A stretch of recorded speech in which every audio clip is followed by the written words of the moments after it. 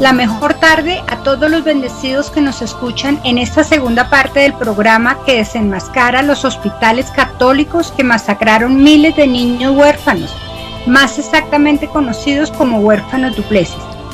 A pesar de las dificultades y del miedo, hay que romper con el silencio.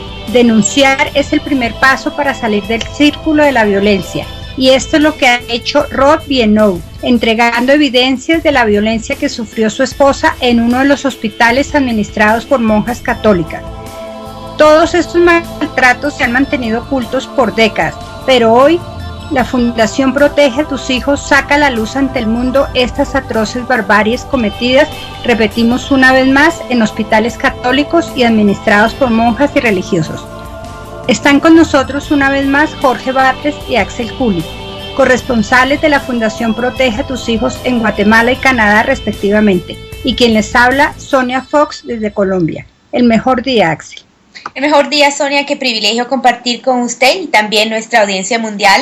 Hoy en día tenemos esta segunda parte de este programa alarmante y recibo ahí que le sube el volumen para escuchar estas impactantes evidencias. El mejor día, Jorge. El mejor día para ti, Sonia, y para toda nuestra audiencia, y también, como siempre, un gran beso para nuestro padre, el doctor José Luis de Jesús Miranda, Jesucristo, hombre en la tierra. Para iniciar este programa es importante aclarar que en la época medieval el concepto de hospital era distinto a como lo entendemos en la actualidad.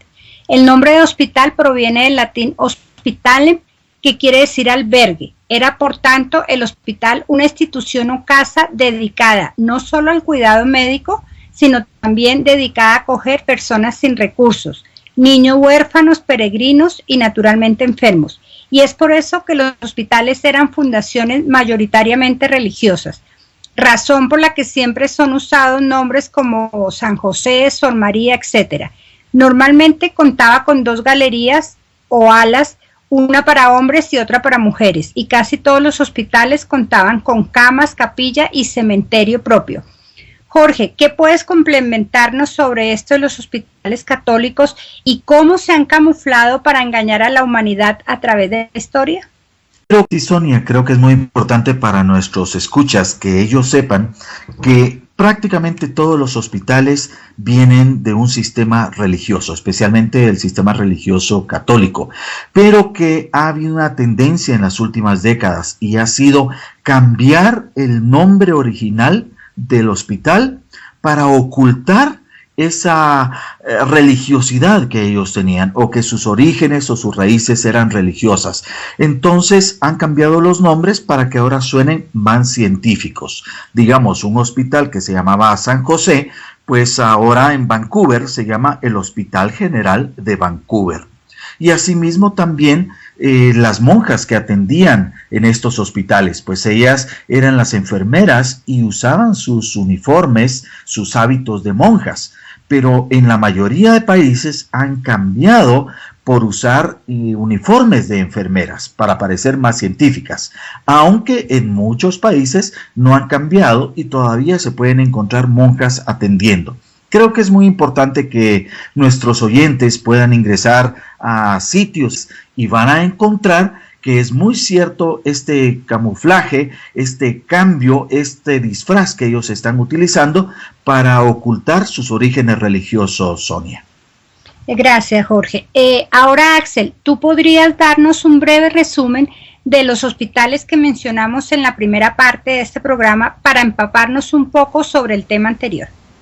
Sí, así mismo es, Sonia. E incluso en la primera parte de este programa estuvimos presentando evidencias de los crímenes cometidos por las monjas, doctores y administradores ahí de los hospitales católicos en Quebec, que incluso incluye a diferentes órdenes religiosas como las Hermanas de Caridad de Quebec, las Hermanas de Providencias, las Pequeñas Franciscanas de María y también las Hermanas Dominicanas. Imagínense, el Vaticano siempre ha usado ese mecanismo de usar diferentes nombres en sus órdenes religiosas para que si la gente piense que solamente una orden es mala o solo una monja estaba involucrada en eso. No, aquí ellos han logrado crear más de 300 órdenes religiosas a nivel mundial con ese fin, para desviar a las personas que nunca sepan la realidad cantidad de dinero que ellos han amontonado a través de la historia. Entre las evidencias que escuchamos, nos dimos cuenta que las monjas y ahí los administradores del hospital estuvieron involucrados en cometiendo lobotomías con los niños, experimentos humanos, maltratos físicos y también hasta vendían los cadáveres. También escuchamos de cómo metían a los niños en celdas por meses o también por años como castigo. Nosotros le invitamos a nuestra audiencia que escuchen a esta primera parte de nuestro programa para que escuchen ahí los crímenes cometidos en estos hospitales católicos con más detalle. Gracias, Axel. También es bueno destacar de que todos estos crímenes en hospitales católicos eran de completo conocimiento del Vaticano y sus autoridades. Jorge, cuéntanos sobre este reconocido sacerdote que está involucrado en este genocidio, su nombre y sus delitos. Sí, Sonia, el nombre es Jean-Claude Turcotte. Él es un sacerdote católico romano que llegó a ser cardenal y arzobispo de Montreal. Pero antes de seguir con su historia, déjame decirte la importancia de relacionar a la Iglesia Católica, a este sistema religioso católico, con todos los hospitales que han cometido delitos con huérfanos y con menores, porque muchos oyentes podrán decir, pero ¿qué tienen que ver estos hospitales con la religión? ¿O qué pruebas hay de que la religión está involucrada en todo lo que se ha dado en estos hospitales? Pues un ejemplo es este cura católico, este cardenal y arzobispo de Montreal, Jean-Claude Turcotte. Él incluso tiene un título todo rimbombante, que es realmente el cura cardenal de Nuestra Señora del Sagrado Sacramento y de los Santos Mártires Canadienses. Imagínate ese gran título que tiene un perro católico como él. Desde 1997 al 2000, él fue el presidente de la Conferencia Canadiense de los Obispos Católicos. Fue la máxima autoridad del Vaticano en el Canadá. Por lo tanto, él no pudo desconocer todo lo que sucedió en estos hospitales o todo lo que se dio con los subalternos religiosos que él tenía. El cardenal Turcotte también personalmente, Sonia, ha luchado contra los huérfanos Duplessis.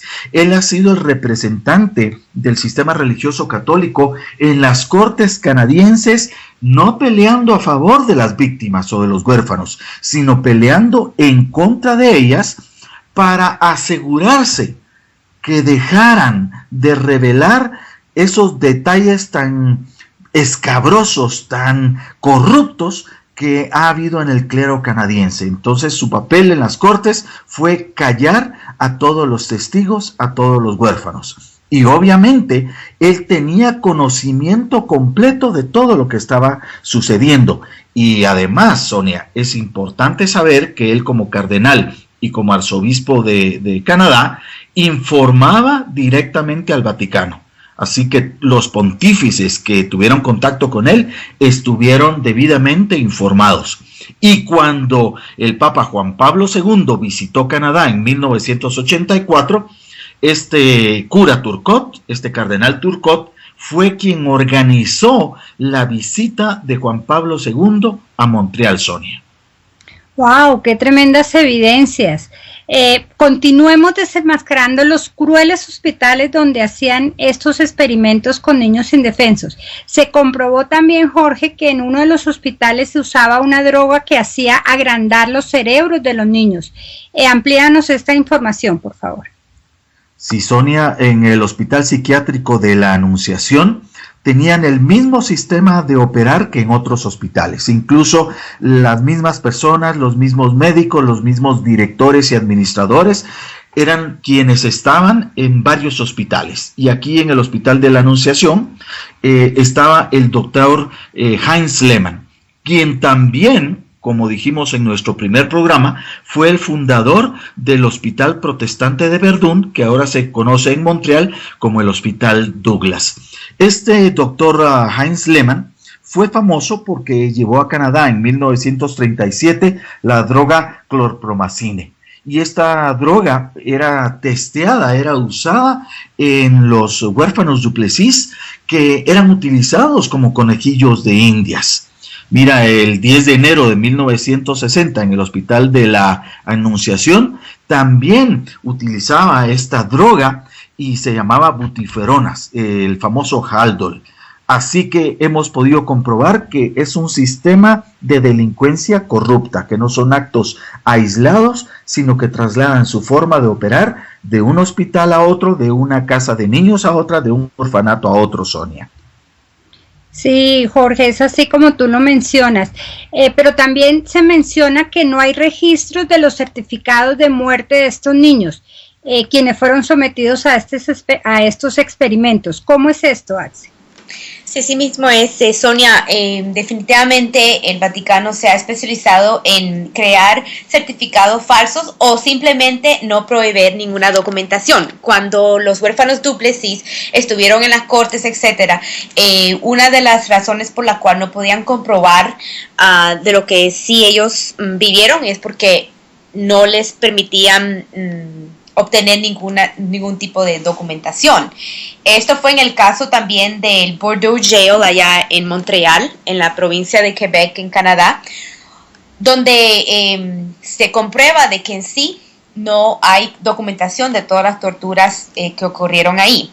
Ahora, es buenísimo destacar de que acabamos de mencionar este Bordeaux Jail, que en sí es una cárcel, la cárcel Bordeaux en Montreal, porque hemos encontrado que nuestra investigación detalla o descubrimos de que en sí los hospitales trabajaban en directo con las cárceles, también trabajaban directo con las casas cunas y otras instituciones religiosas. Es decir, si tenían que obtener niños para experimentos humanos, los agarraban de las casas cunas, lo trasladaban a los hospitales católicos y como consecuencias algunas veces lo metían en las cárceles o viceversa. Si necesitaban personas, entonces lo agarraban de las cárceles y lo trasladaban a los hospitales.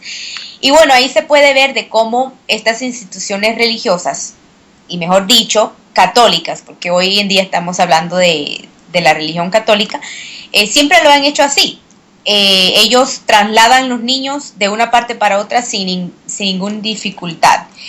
Incluso en esta cárcel que hemos mencionado, la Bordeaux Jail allá en Montreal, sí hay pruebas de que 1,327 huérfanos fueron ilegalmente obtenidos ahí como prisioneros, ahí en esa cárcel, en la ala D, o sea, en la sección D de esa cárcel, y todos ellos, es decir, 1,327 huérfanos, desaparecieron.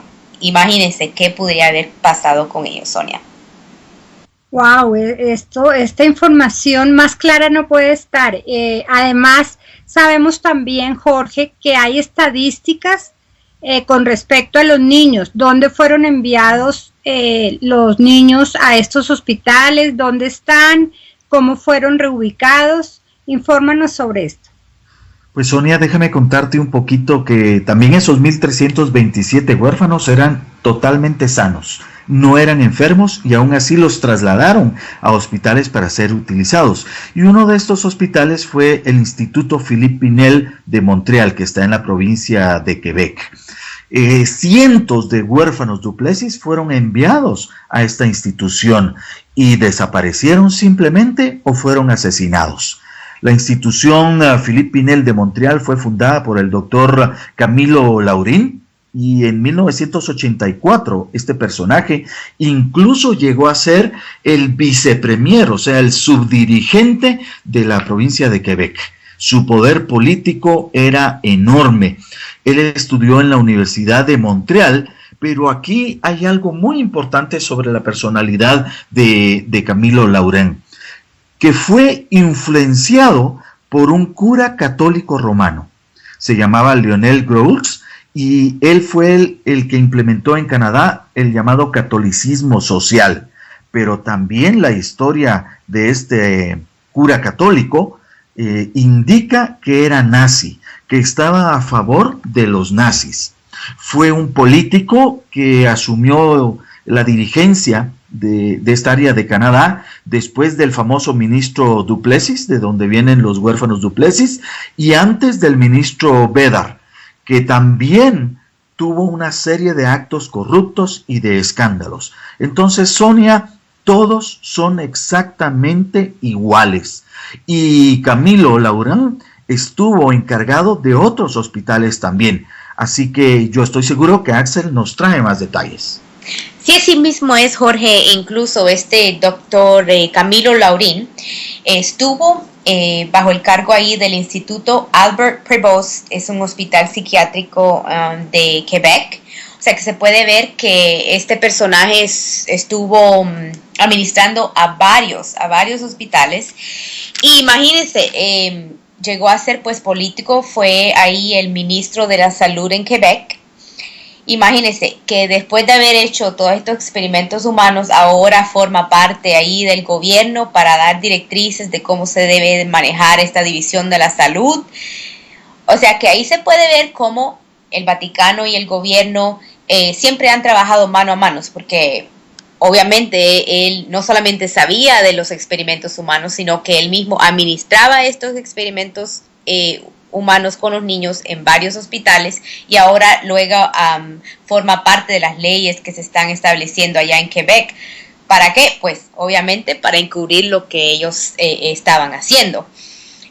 Pero eso no se queda ahí, porque uno puede pensar que solamente eso pasó en la era de este gobernador du Plessis y luego bajo la administración de Dr. Laurin como ministro o viceministro de Quebec, premier de Quebec, porque tenemos evidencias que también el sucesor de él, quien es Marc-André Bédard, siguió con eso, por tanto así que hubo un escándalo en los años 60, o sea que no importa el ministro que esté administrando ahí los asuntos gobierno de salud de Quebec, porque el mismo personaje que continúa haciendo el trabajo de du Plessis, que inició esos experimentos humanos, viene haciendo lo mismo. Entonces ahí podemos ver de que cuando uno trata de buscar más información sobre el escándalo de Marc-André Bédard, hasta hoy en día eso ha quedado bien oculto. ¿Verdad que sí, Jorge? Así es, Axelita. Fíjate que tenemos dos casos más de hospitales que han sido relacionados con la ramera católica y que han utilizado a los huérfanos du Plessis. Primero tenemos el Hospital Psiquiátrico Doria, que está en el condado de Franklin, en la provincia de Quebec, en Canadá. Y en este hospital se encontraron túneles bajo tierra en donde abusaban y torturaban y experimentaban con todos los huérfanos. Y también, escucha esto, Axel, en este hospital psiquiátrico Doria se encontró una silla eléctrica. Así que imagínate para qué podían utilizar ellos los túneles y también la silla eléctrica. Y mira, el hospital psiquiátrico de Monte Providencia en Montreal, en la provincia de Quebec, es otro de los puntos muy importantes de esta corrupción, de este sistema criminal religioso médico, ¿verdad? Era un orfanato católico, Monte Providencia, y después resulta que le cambian el giro, que cambian el campo donde ellos utilizaban estas instalaciones en 1954. Y de la noche a la mañana, el orfanato que tenía una escuela y que tenía también una biblioteca, se convierte en un hospital psiquiátrico, pero con el objetivo de ganar fondos federales, de tener subsidios federales, donde les daban en aquel entonces, en 1954, 75 centavos por cada niño que ellos tuvieran del orfanato, desde 75 centavos hasta 225. Entonces, este fue un lugar donde también el doctor Denis Lasur, que era el director y un exministro de salud de Quebec, trabajaron en función de la corrupción y de la corrupción religiosa. Y mira, en este lugar no solamente tuvieron a los huérfanos, sino que los mantenían en jaulas, así directamente, no en una celda, no en una cárcel, sino que los ponían en jaulas. Y un muy respetado periodista que se llama Gerard Pelletier escribió por 3 años en un periódico acerca de los huérfanos, en el periódico Le Devoir. Y entonces él obtuvo un permiso especial para visitar los hospitales y en qué condiciones estaban los huérfanos. Pero realmente no pudo escribir de todos los horrores que él vio en ese hospital. Pero sí escribió que en el hospital de Monte Providencia vio huérfanos en jaulas en las que se subían como que eran monos, Axel. Puramente animales, así los tenían.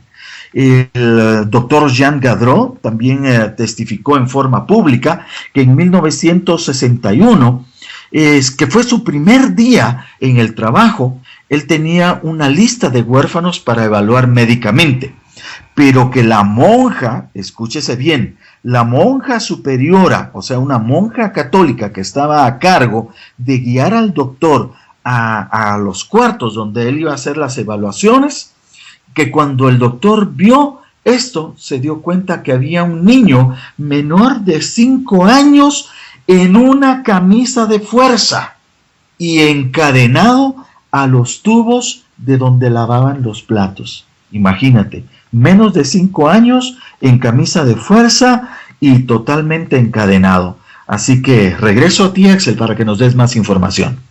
Excelente, Jorge. Esto es súper alarmante, especialmente si es la primera vez que una persona esté escuchando de los horrores que se han cometido en los hospitales católicos de Canadá. Pero es bueno destacar que esto no solamente se ha quedado aquí, porque otras naciones no han sido excepciones de los crímenes cometidos por el Vaticano. Incluso vamos a recordar a nuestra audiencia sobre ese gran esquema de crimen organizado por el Vaticano allá en España, donde nos demos en cuenta de que en sí se robaron más de 300 miles de niños en hospitales católicos allá en España. Pues fíjese, ¿qué tiene que ver esto con los niños de Canadá? Hay un hospital que debemos destacar en el día de hoy, que es muy importante porque se trata de las monjas de misericordia. Y vamos a poner misericordia entre comillas porque hoy en día conocemos la verdadera cara de las monjas criminales. Pues este se llama el Hospital de Misericordia de Montreal, en la provincia de Quebec, allí en Canadá. Bueno, como les decía, está administrado por las Hermanas de Misericordia, que también fueron las mismas que administraron la lavandería de Magdalenas allá en Irlanda, donde hoy en día sabemos que ahí forzaban a las mujeres a trabajar más de 12 horas en estas lavanderías y tenían un gran negocio con ellas.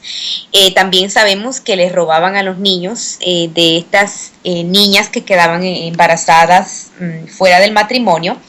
Y es justamente lo que pasó también en este Hospital de Misericordia de Montreal.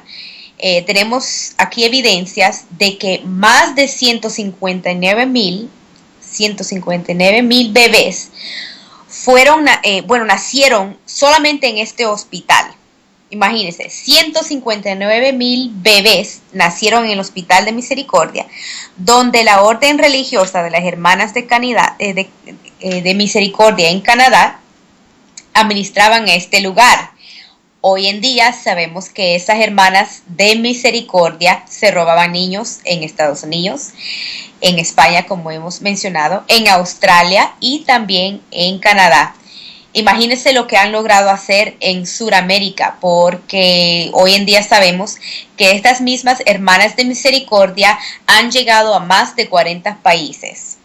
Bueno, aquí, conforme a las evidencias que nos ha compartido Rod Vienneau, quien es el fundador de una fundación que representa a los huérfanos Duplessis, nos recordaba de que en sí estas hermanas de misericordia fueron encontradas en este esquema de robarle las identidades de estos niños, de estos bebés, diciéndoles a las mamás de que habían muerto cuando nació el niño. O sea, las drogaban y les mentían y les decían de que el niño había nacido muerto. Y estamos hablando que esto ocurrió en este Hospital de Misericordia de Montreal.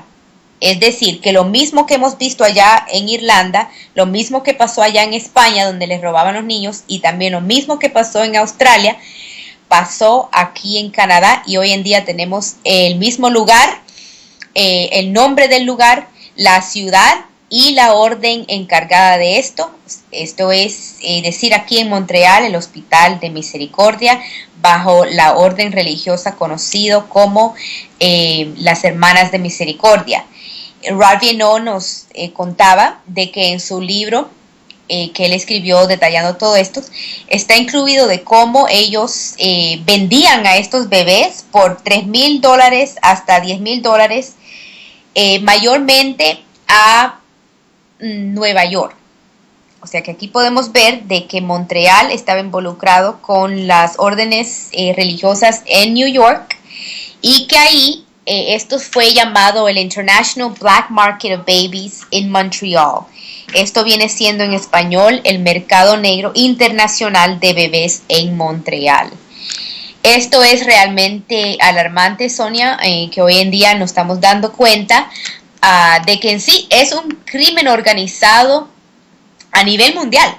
Porque imagínense, ahora ya conociendo la verdadera cara de las monjas, podemos hoy en día hacer las conexiones entre las naciones, por sabiendo que muy poco le falta a este Vaticano, en cualquier momento se va a quemar en fuego, Sonia. Así es, Axel, bien impactantes estas evidencias. También en nuestra investigación se encontraron las fuertes torturas a que fueron sometidos los huérfanos, así como también que fueron protagonistas y testigos de asesinatos causados a quienes no obedecían sus órdenes. ¿Puedes mencionarnos más detalladamente estas torturas, Jorge? Sí, Sonia, tenemos varios ejemplos. Yo quisiera recordar uno de los que vimos en nuestro primer programa, que era el Hospital San Juan de Dios. En este hospital, las prácticas que se hacían era para obtener dinero de cualquier forma posible. Sabemos que las monjas vendían inclusive los cadáveres de los huérfanos a las universidades para que sirvieran para el estudio médico y los diseccionaran, pero hacían dinero vendiendo los cadáveres, también en experimentos humanos. Ellos, de cualquier forma que fuera posible, hacían dinero. Y otro ejemplo que nosotros tenemos es la llamada casa o el hogar San Luz de Disraeli de Wolf, en donde había un administrador, un doctor que se llamaba Eugenio Berube, que necesitaba trabajadores. Así que para obtener esa mano de obra barata, él pidió autorización para que los huérfanos llegaran allí a trabajar, sabiendo que no se les iba a pagar. O sea que era puro trabajo infantil de esclavos.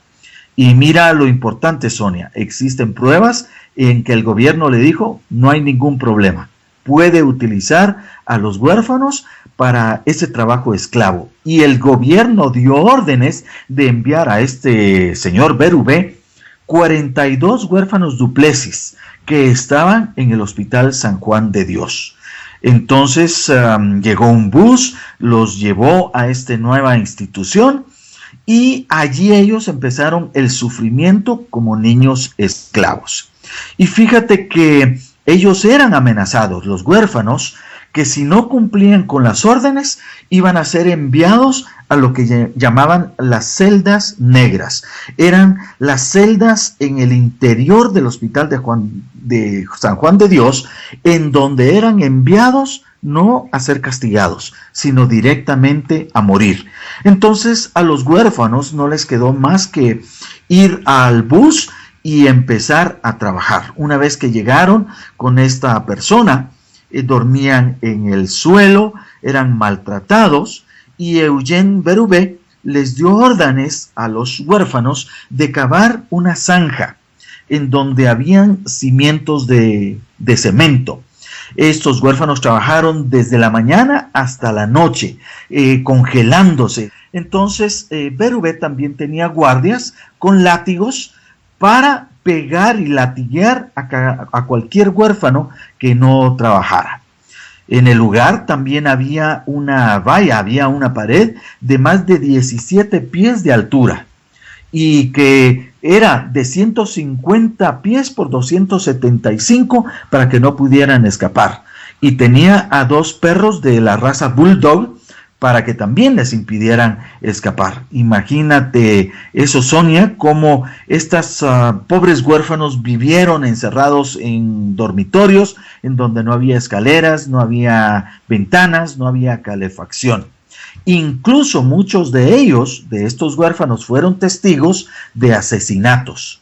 Y cuando se daban cuenta que los huérfanos los habían visto asesinar a personas, especialmente personas de la tercera edad, el director Berube los amenazaba de que si hablaban iban a sufrir las mismas consecuencias o que iban a ser puestos en una celda y que nunca más iban a volver a salir.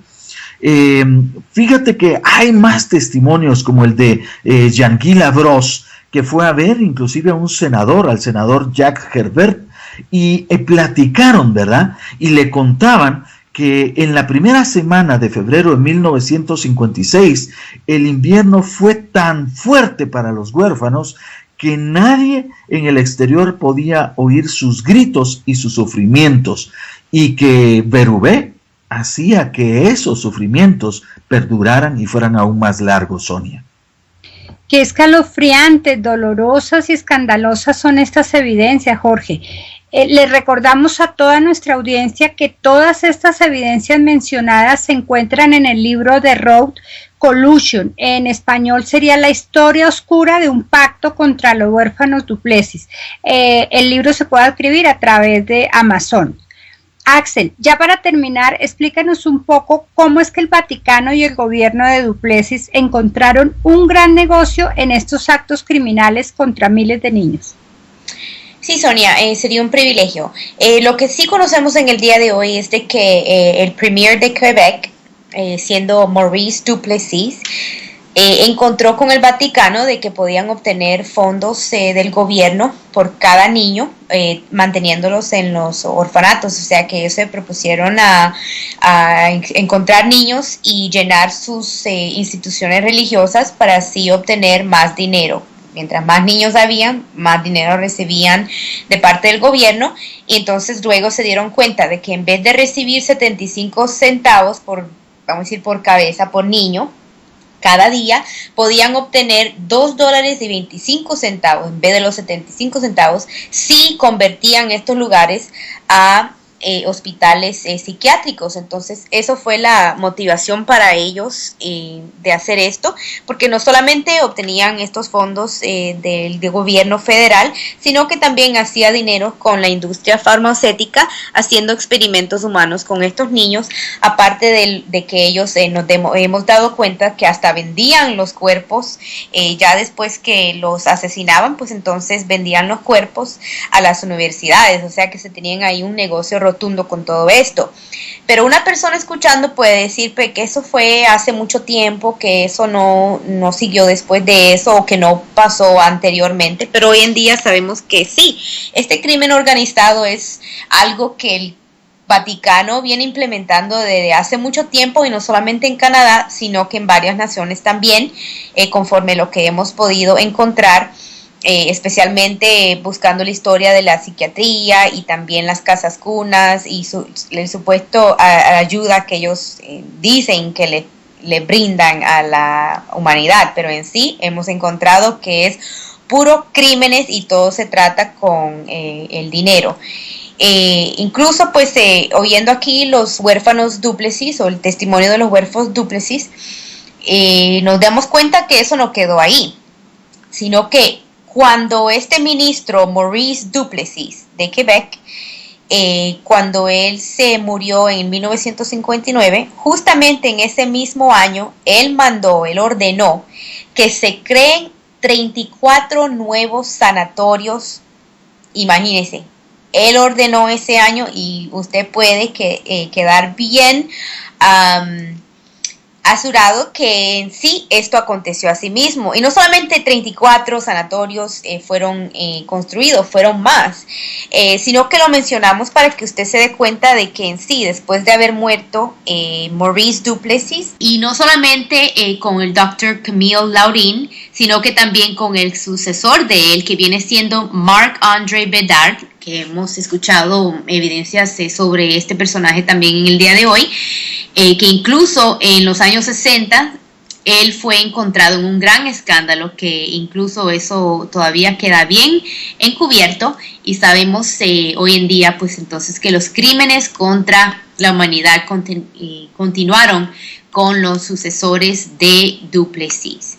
Esto es bien tremendo porque Rod Viennot ha detallado lo más posible en su libro que usted acaba de mencionar, Sonia, y él sigue sus investigaciones porque él está bien motivado en escribir los testimonios, ya que más personas están animadas para destacar el sufrimiento que ellos vivieron, e incluso él sigue sus conversaciones con las víctimas, con las mujeres que le robaron los niños, ahí en ese hospital que yo les mencioné anteriormente, que se llama el Hospital de Misericordia, porque en sí les robaron los niños y los vendieron y los trasladaron a otras provincias de Canadá y también a Estados Unidos, como le dije, una de ellas siendo New York.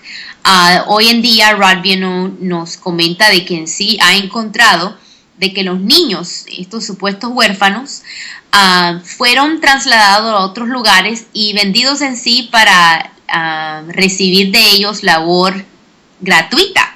O sea, de que en sí estos huérfanos fueron expuestos a trabajos muy duros en fincas, en condiciones no dignas para un humano, no recibieron ninguna educación y trabajaban de día y de noche.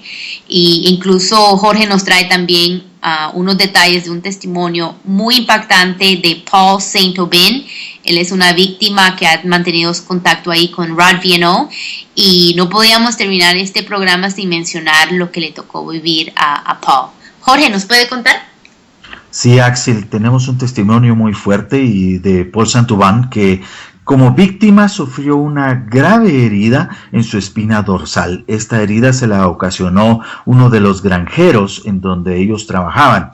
Lo agarraron a Paul Saint-Aubin comiendo la comida de las gallinas. Él se metió a comer huevos crudos para poder sobrevivir y comía de las sobras que habían en el gallinero. Mezclaba comida de caballo con el poco de leche que encontraba para poder sobrevivir.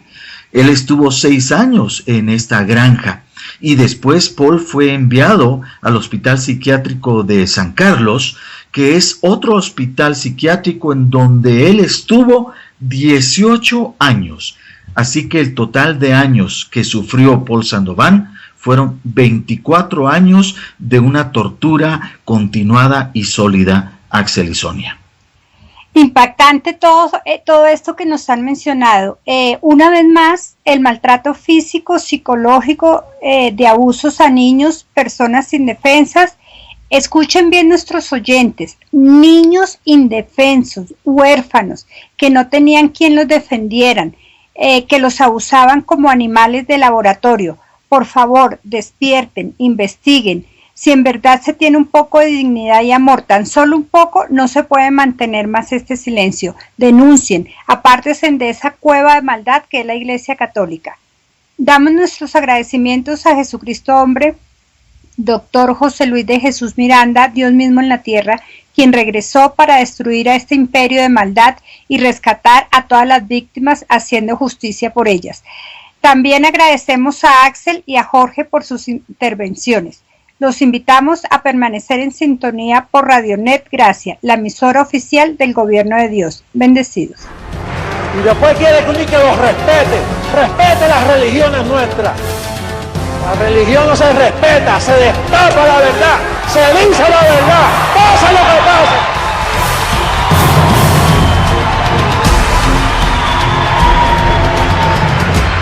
Si quieres estar al tanto sobre las más recientes noticias que no publican los medios acerca de los crímenes de los religiosos y del Vaticano, te invitamos a ingresar a nuestro blog www.protegeatushijos.org. Aquí podrás encontrar noticias, reportes, escándalos y evidencias irrefutables sobre los crímenes de este sistema corrupto. Entra ya en Protege a tus hijos, destapando los crímenes del Vaticano.